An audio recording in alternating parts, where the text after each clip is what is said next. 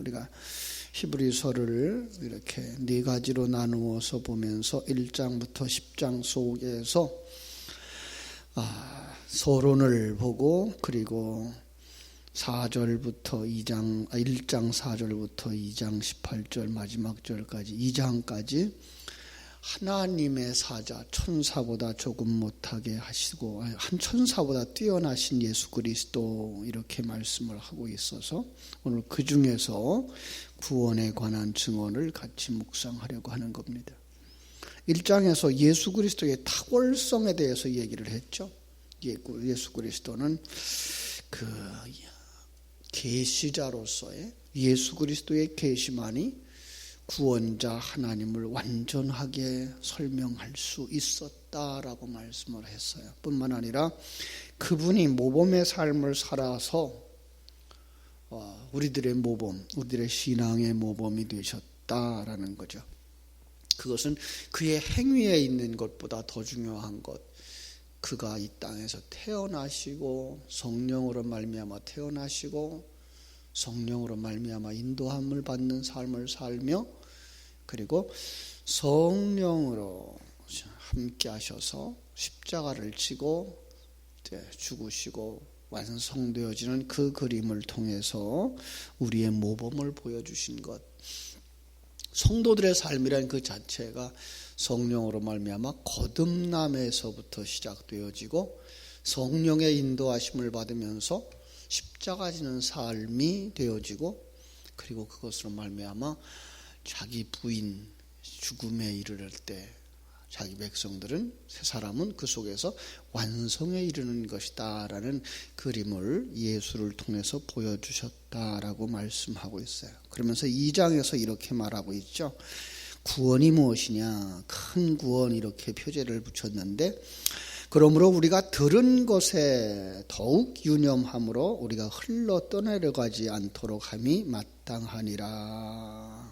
자, 여기 아주 중요한 얘기를 하고 있어요. 들은 것에 더욱 유념함으로, 들은 것이 있다는 거예요. 그죠? 그것은 이미 앞에서 말한 것도 이야기할 수 있고요. 우리가 믿음을 가지게 되어진 진리의 말씀을 이야기하고 있는 거죠. 그렇습니다. 믿음은 들음에서 나기 때문에 글로 본 것이 아니고, 하나님이 원하시는 것은 바로 우리가 이렇게 듣는 생명의 말씀, 성경을 열어서 그 속에 있는 진리를 가르쳐 줌으로 말미암아 보이지 아니하는 하나님에 관해서, 그 하나님의 계획에 관해서, 그 하나님의 일하심에 관해서, 더 나아가서는 그 하나님이 지금 우리를 재창조하고 있다고 하는 사실을 알게 하시는 것이 메시지였다는 거죠. 그걸 들음으로 말미암은 것, 그것을 더욱 유념함으로, 더욱 마음에 되새김질함으로 우리가 흘러 떠내려가지 않도록 함이 마땅하니라. 흘러 떠내려간다라는 얘기, 우리가 한 번쯤 되새김질 해봐야 될 단어죠. 성경, 구약 성경 속에서 부정한 이야기를 할 때에 여인들을 부정하다라고 말해요. 왜냐하면 여인들이 이제 피를 흘리기 때문에 이렇게 얘기를 하고 있어요. 그런데 그것은 그냥 생물학적인, 생리적인 얘기를 하고 있는 것 아니에요. 바로 예수 생명이신 그 생명을 상징하는 피를 흘렸다라고 말하고 있는 거죠. 그것은 흘리지 않는 상황을 염두에 두고 한 말이에요. 어느 때 가면 여자들이 생리가 끝나죠? 임신되어지면 바로 그런 모습이에요. 그래서 하나님께서는 임신되어지기를 원하는 거예요. 어떤 면에서 하나님의 생명을 가진 자 되어지기를 원하는 거예요. 그걸 가지면 어떻게 돼요? 그 피 흘림이 멈추게 되는 거죠. 그래서 그걸 갖다가 정한 자라고 말하는 거예요. 그래서 남자들을 정한 자라고 말하고 하는 이유 중에 하나가 뭐예요? 남자들은 씨를 가진 자들, 그래서 생명을 흘리지 않는 자들, 이런 의미에서 그렇게 말하고 있는 거지, 여자들이 생리를 하기 때문에 정말 부정하기 때문에 강단에 서도 안 된다라고 하는 그런 우리 어른들의 생각들은 그냥 생물학적인 것만 보았던 부분들이죠. 거기에 담아준 진리를 보지 못했던 거예요. 그러니까 우리는 그것이 뭐예요? 들은 말씀이 자기 속에서 생명이 되어지고, 그 새 생명으로 그 안에서 자라나는 그것이 정한 사람이 되어진 것이고 흘려보내지 않는 거죠. 그러기 위해서 더 나아가서 뭐 해야 돼요? 떠내려가지 않도록 이라는 말에 떠내려가지 않도록, 또 그 단어 속에 또 하나는 지켜 행하다라는 거죠.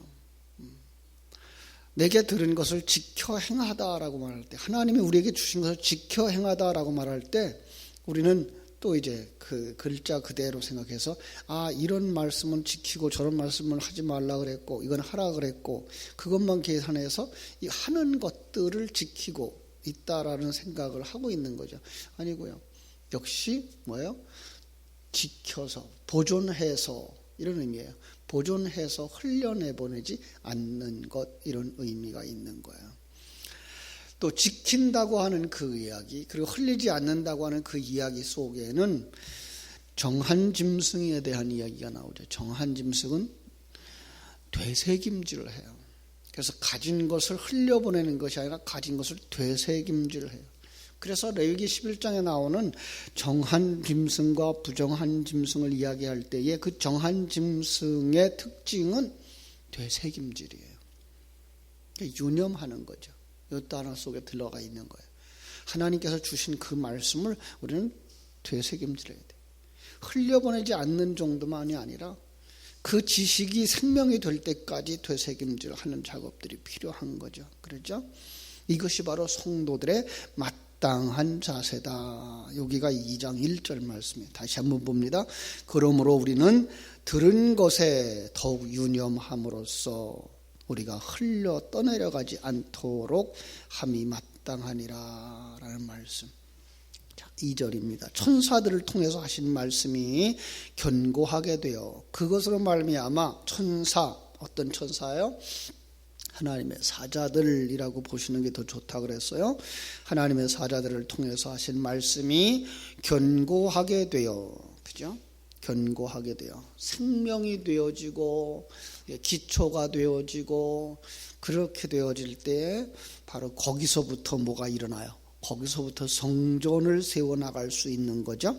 그렇습니다. 거기서부터 우리는 모든 범죄함과 순종하지 아니함이 공정한 보응을 받았거든. 우리가 이같이 큰 구원을 등한히 여기면 어찌 그 보응을 피하리요. 이렇게 말씀합니다.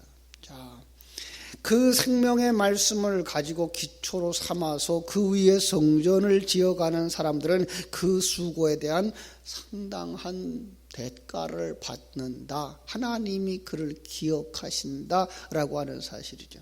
하나님이 우리들의 그 수고, 우리들의 신앙에 대한 열매를 주신다. 어떤 걸 주시겠어요? 하늘나라를 주시는 거죠. 그죠? 하나님의 아들이라고 하는 자리를 주시는 거죠. 성전으로 완성시켜 주시는 거죠. 그런데 그러지 못한 자는 어떠하다고요? 그러하지 못한 자들은 분명히 그러하지 못한 자들에 대한 보응을 받는다.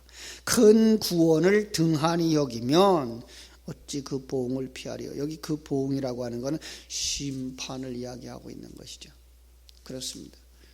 믿음을 가진 자들이 하나님의 구원을 받는 자들이라면 믿음이 없는 자들은 심판받고 멸망에 이르게 되겠죠.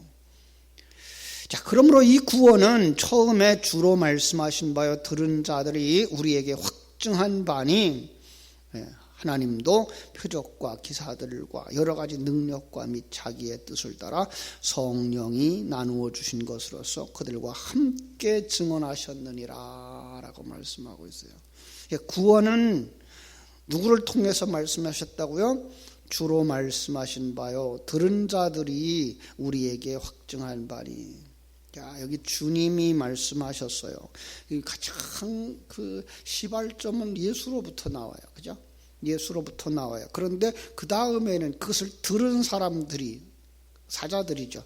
그들이 또 확증을 해줘요.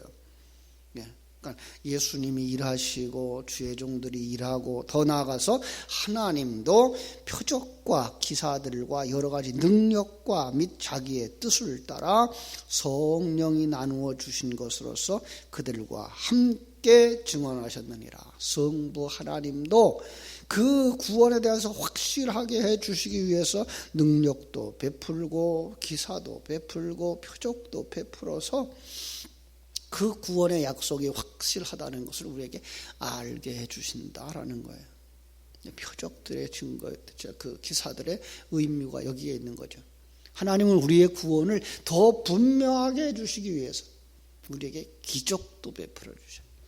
우리에게 표적도 주셔요. 더 나아가서 하나님의 사자들을 통해서 그것이 확실하다고 말씀으로 설명해 주셔요. 그 모든 것들은 예수 그리스도의 모형을 통해서 우리가 볼 수 있게 되는 거지. 이게 구원이에요. 이 구원에 관한 확실한 믿음을 여러분들이 다 가지고 살아가게 되기를 주님의 이름으로 축원합니다. 자, 이것이 그 속에서 이제 우리는 오늘 5절부터 9절 말씀 속에서 하나님의 계획이라고 하는 생각을 먼저 가지려고 해요. 구원이 뭐냐라고 하는 이야기를 지금 5절부터 18절까지 쭉 설명할 건데요. 5절부터 8절까지가 하나님의 계획에 관한 부분이에요. 그 다음에 9절부터 10절이 그 결과죠. 그죠? 그 결과. 구원의 결과는 둘로 나타나요. 하나님의 계획은 타락한 자는 뭐예요? 심판으로 나타날 것이고요. 그 다음에 하나님의 생명을 가진 자는 완성으로 나타날 거예요. 그래서 9절, 10절은 타락한 결과를 보여주고요. 그리고 11절로 18절까지는 구원받은 자기 백성들을 보여줌으로 말미암아 구원이 이런 거야 라고 설명하는데 이거 다 설명할 수가 없고 오늘은 5절부터 9절까지 있는 하나님의 계획 부분만 먼저 생각을 해보려고 합니다. 자, 하나님의 구원 계획은 자기 백성 만들기입니다. 하나님이 우주와 만물을 창조하신 목적이 여기에 있고요. 예수 그리스도를 이 땅에 보내신 목적이 여기에 있고요. 예, 성령을 보내신 목적이 여기에 있어요. 우리가 너무나 많이 자기중심적인 삶과 종교적인 색채를 가지고 교회에 들어왔을 때 그냥 거기에다가 덧붙여준 것들 때문에 하나님도 나를 위해서 일하고 있고 예수님도 나를 위해서 십자가 지었고 성령님도 나를 도와서 지금 일하고만 있다고만 생각을 해왔는데 이걸 조금 더 성경적으로 바꿔서 시각을 바꿔놓으면 어떻게 돼요?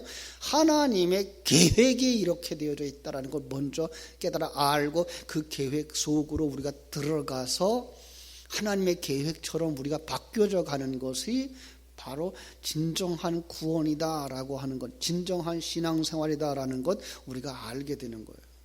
그래서 먼저 보아야 되는 게 하나님의 계획이에요. 예. 하나님의 계획, 그렇죠? 그것이 뭐예요? 5절. 하나님이 우리가 말하는 바 장차올 세상을 천사들에게 복종하게 하심이 아니니라. 예. 하나님이 우리가 말하는 바 장차 올 세상을 천사들에게 복종하게 하심이 아니니라. 무슨 뜻일까요? 우리에게 그 주실 장차 올 세상 완성될 하나님의 나라는 그죠? 천사들에게 복종하게 하심이 아니라 천사가 시중 듣는, 그렇죠? 사실 천사가 시중 들 필요도 없어요. 영적 세계 속에서는요. 하나님이 아니 계신 곳이 없고 하나님이 못하시는 것이 없는데 무슨 그 천국의 그 하나님의 나라에 무슨 천사가 그렇게 큰 일을 하겠어요.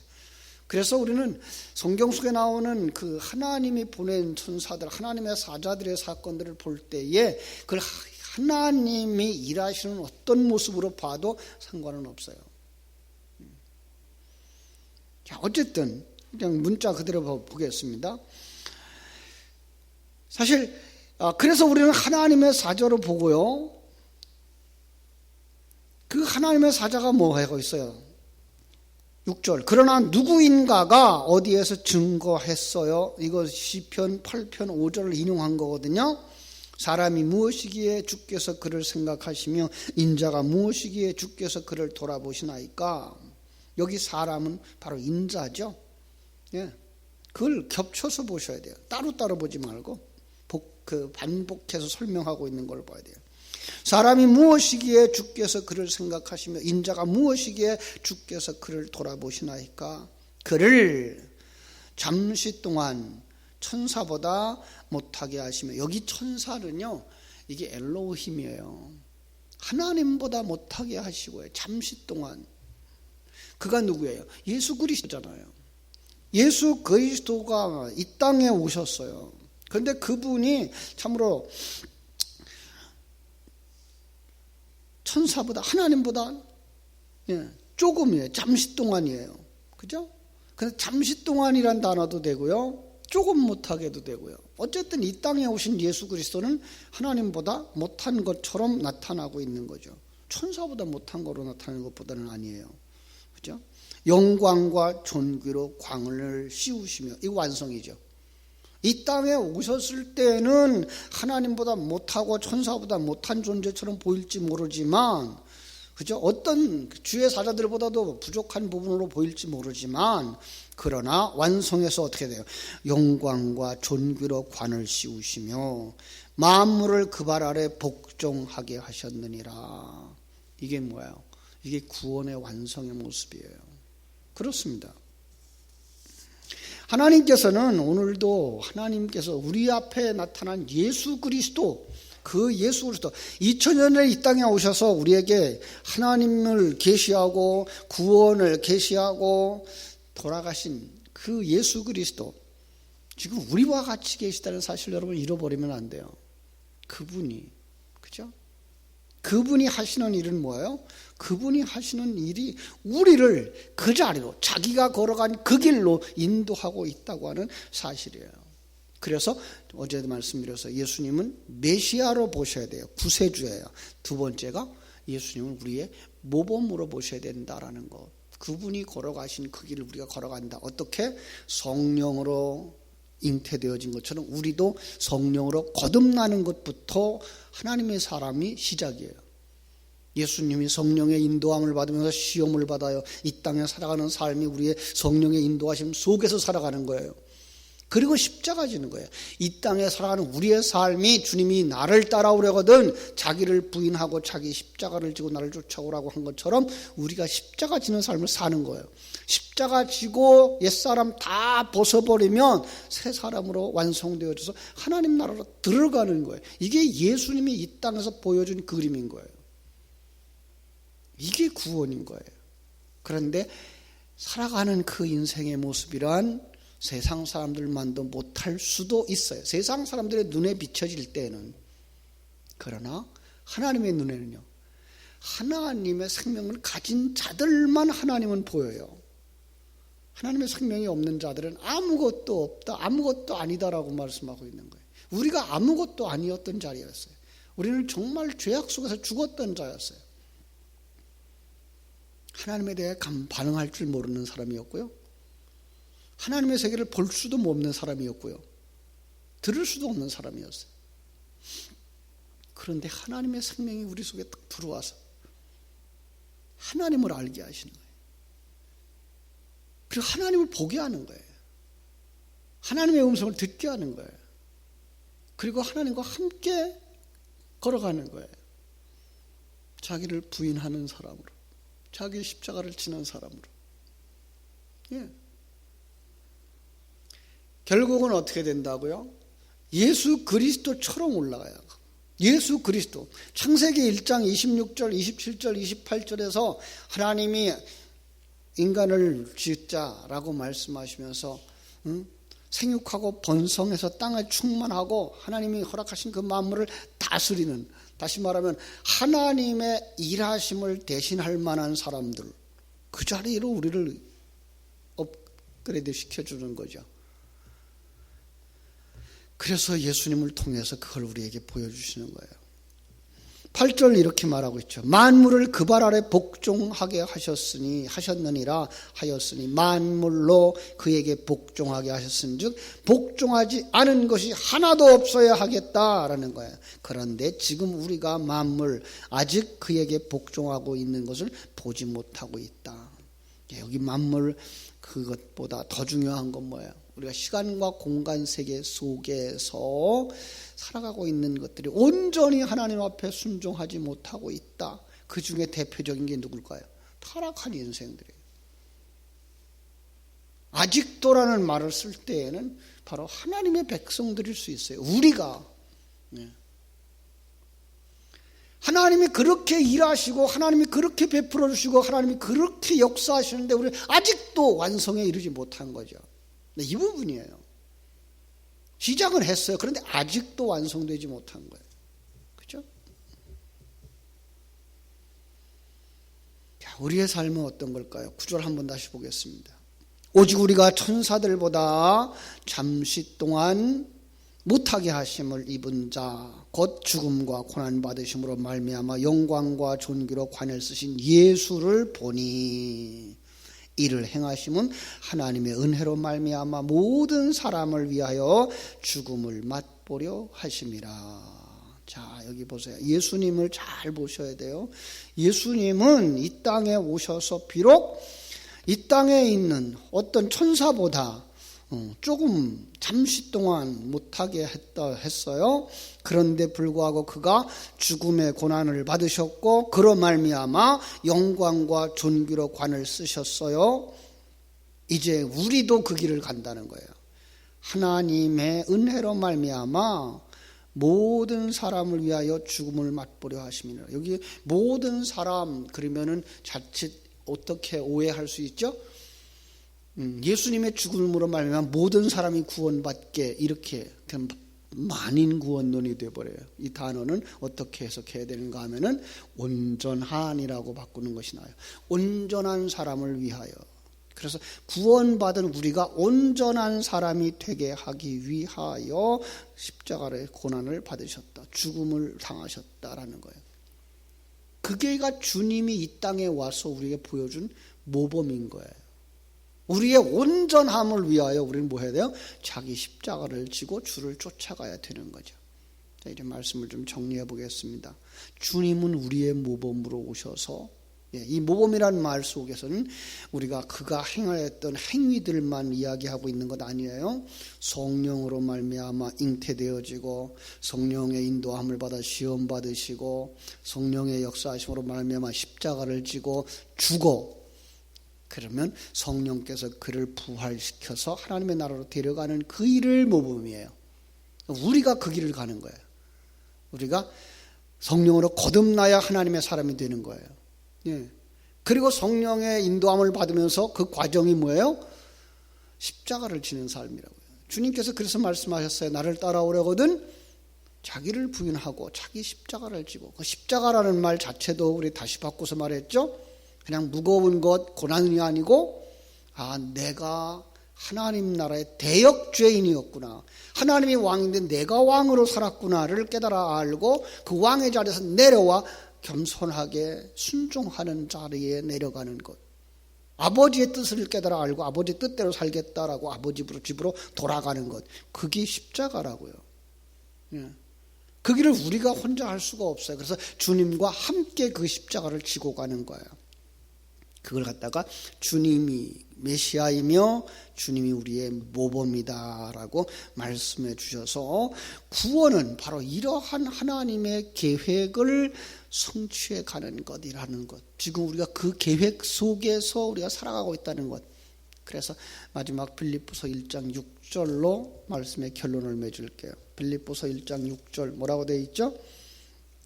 자, 너희 안에서 착한 일을 시작하신 이가 그리스도 예수의 날까지 이루실 줄을 우리가 확신하노라라는 거예요. 그 하나님의 계획은 하나님이 시작하시고 하나님이 진행하시고 하나님이 완성시켜 주셔요.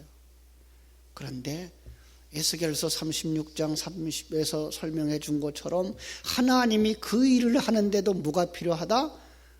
너희가 기도해야 할지니라. 왜요? 그 일이 밖에서 일어나는 일이 아니라 내 안에서 일어나는 일이기 때문에 그렇습니다.